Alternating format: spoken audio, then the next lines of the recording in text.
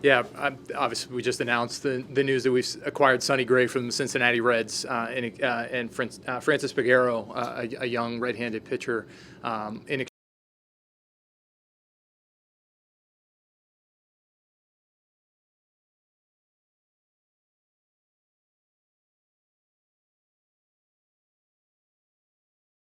early going here, and we're excited about his future.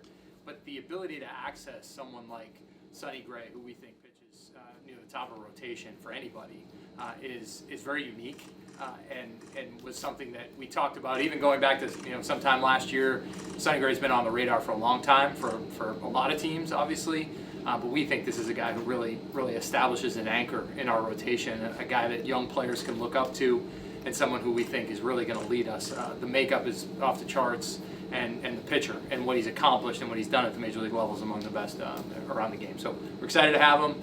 Got a chance to talk to him. He's excited. I think he was just about to get on a plane to go west, so now he's got to pivot in another direction. This is, as you all know, a pretty unique time, but we're really excited. We're really excited to have him. So with that, Dustin, I don't know if we're going to open to questions on it. Yeah, let's open up for questions. Let's see if you want to start. I know you said Sonny Gray has been someone you've been targeting for a while. What specifically made him the right fit for this team at this time? Yeah, it's something, as we were working through this, Sonny's somebody who actually is under club control even beyond this year, so that's something that was important to us as we think about, we've talked a lot about the, long-term plan, right, and always looking at now and the future. Sonny certainly fit that. And when we had talked to the Reds at different junctures, even prior to the lockout, about him, I just felt like we weren't quite there on matching up. But as we got a little further into it, as we got closer to now in the last couple of days, when we knew we could acquire him, we did all our homework on him beforehand. I tell you, everyone says this guy, Wes just said it too, this guy's as big a competitor as you're going to find. When he gets on the mound, that's going back to his high school days, to his college days at Vanderbilt, and then ultimately to what he's done as a professional. So I think the pitches and the quality and what he's done when he's on the mound, it speaks for itself. He's got great stuff. But beyond that, just the way he competes every time he goes on the mound, that just adds a level of pushing him up a notch in a rotation by being that. How long has this trade been in the works? Was this a December trade, a November trade as well? No, I wouldn't say that. I would say certainly prior to the lockout, we had checked in on a number of different concepts with other teams, but we never got to a place where it was that far along. I think once we restarted over the last couple of days, do a lot of the same surveying, as I mentioned to you guys the other day.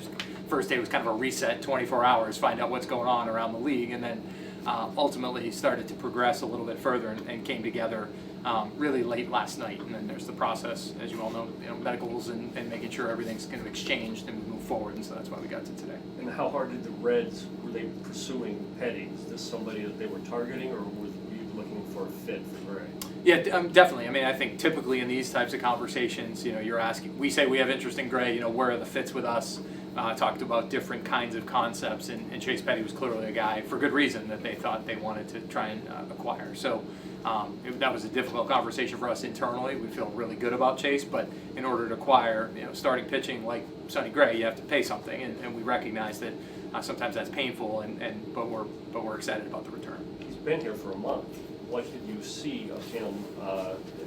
Does it make it the trade harder or easier, or did you learn anything this month? That's a good question. I would say it does make it harder the further you get, in contact with the players and you're around them and you're seeing them grow. We all get excited. Rock's the same way as you're watching young players get better and think about what they could be. Chase, from the day we drafted him to today, has just been, a class act, model citizen within our group and working to get better. So that does make it harder as you build that relationship. But again, we recognize that you don't get good players, via trade without having to pay some cost. And so he's done a good job while he was here. He's still growing. He's a good ways away from where he's ultimately going to be, just because of how young he is. But I have the utmost confidence he's going to reach a lot of his upside. He must have been shocked. He was. Yep. Alex Hassan, who happened to be on the minor league side because he's here and he was working out, had a chance to talk with him. That's a difficult conversation always. I've had a few of those along the way with some young players, even here in this building going back a few years. And I just think that anytime you have those, they're difficult. particularly the first time. I mean, even talking to Sonny, he was shocked, right? Because that's, when it happens, it just is not something you're necessarily prepared for. We've all experienced that. But I would say that he was shocked, but I know he'll be excited, new opportunity, and a chance to continue his career in a good place. How do you feel about the state of your starting rotation as it stands right now? Do you feel there's additional need there still? Yeah, I think I wouldn't. I'm not going to shut the door on anything by any means, but I think with Sonny coming in, Dylan's here. Got a chance to talk to him today. We have young guys we really like, and we have young guys coming that we really like. I got a chance to walk through the clubhouse and see some people that I hadn't yet seen. Our young kids that were in AAA last year and guys we believe in are going to be part of this. So I can't say today exactly where that stands. We're going to continue to work. My guess is, as we know, with this condensed time frame and guys showing up now, there's still work to be done over the next few weeks. So we'll see where that takes us. What happened to him in New York? Do you have any theories on it? Did you explore that very much? What seemed to change about him? No, I mean, it was so long ago now, relative to his last few years that I think some, you just have some good outcomes, some good and bad outcomes. Sometimes it's even just a, bad stretch of time. So, we looked at really what he's done over the last couple of years in Cincinnati and where his stuff is now. We think that's the pitcher he is for sure.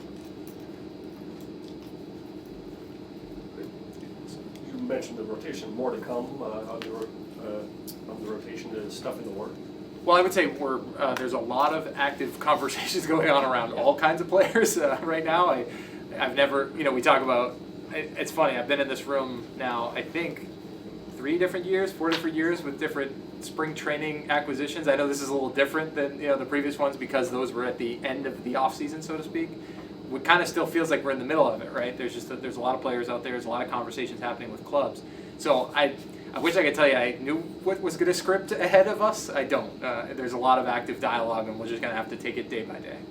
2 trades so far coming out of the freeze. Is there any reason in particular for you guys those conversations may move faster than free agent conversations? Yeah, there haven't been as many, I think, trade conversations across the league. Maybe we represent a majority of them right now.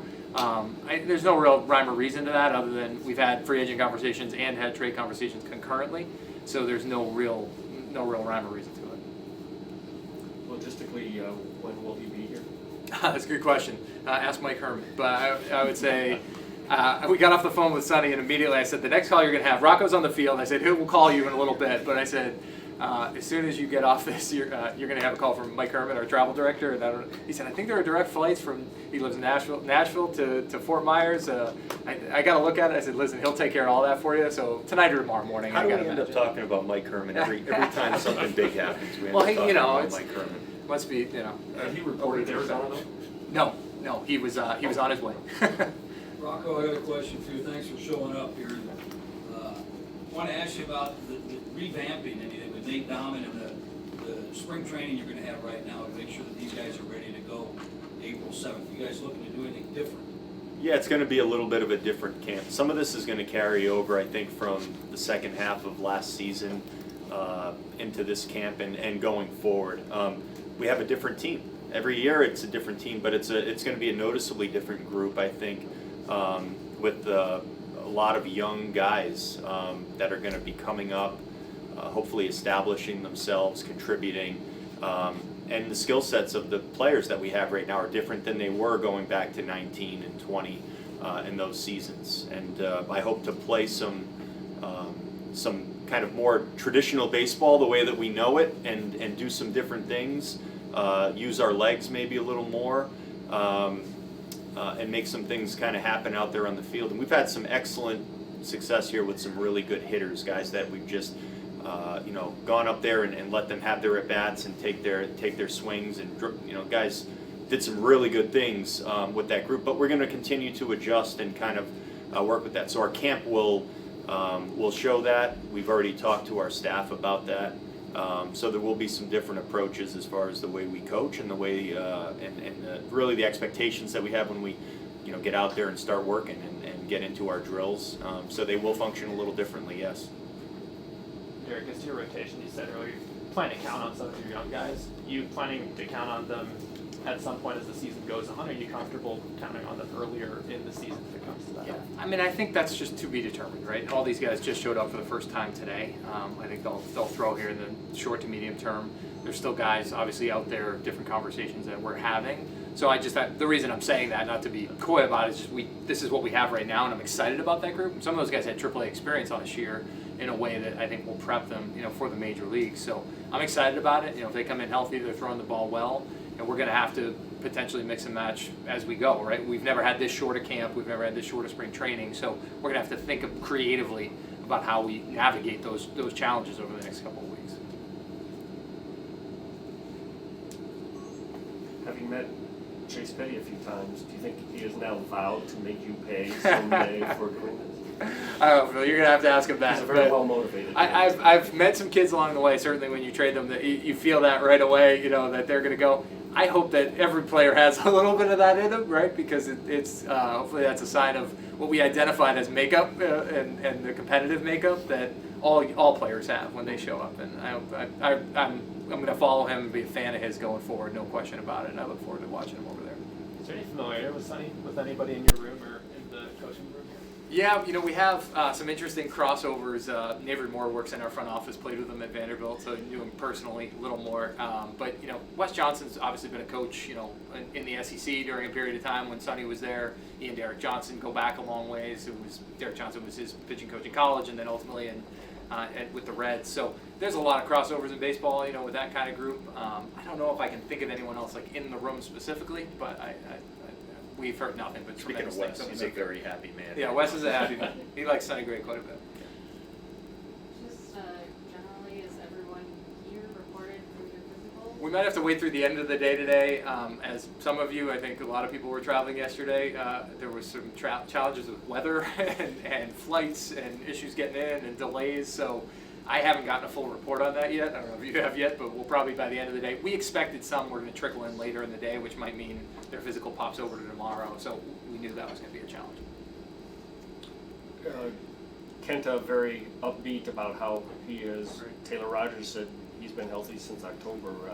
Any of the injured guys coming in that are not as well off as you expected? No, I mean, so far, right, I think we haven't heard anything, but again, today's the big day, right, the physical process, make sure we gather all of that. And so I think, in Kenta's case and Taylor's case, when I talked to Taylor the other day, when the lockout ended, he had said he was feeling great throwing pens, so I expected that. Yeah, I don't think that we have any, but that's probably news we'll have over the next couple of days. If anything pops, we'll make sure to let you know. Did the CBA change the fact that you can now trade a player that you just picked within the year? Didn't you have to wait a year? No, that had changed previous. So during the course of the summer and things like that, those were some of the old rules. Nothing changed in this new CBA that either allowed or precluded us with Chase. It's weird to do all that work going in to decide who your first round pick is going to be, and it was such an unusual one, and to commit to that, and then just 6 months later say, we got to do this. Yeah, it's always hard, right? Whether in some ways, what you're saying is, does the short duration, because you don't have as much time with them, well, the longer you go and you got a guy for 2, 3, 4 years in the minor leagues, you've built even more relationships and more depth. So no matter what, that's going to be a hard conversation to have because we love our young players, the guys we draft, the guys we trade for, we select. But if you are never going to dip into that pool, you're never going to make a trade ultimately. It was such an unusual pick for you, though, for this franchise to go 18-year-old kid. This doesn't reflect your feelings about that caliber or that category. No, definitely not. I would say that we view Chase as he was right on what we would say schedule, which is very limited time at this point. But no, it doesn't change our perspective on that at all. Wrap. Rocky, do you have a Scrum?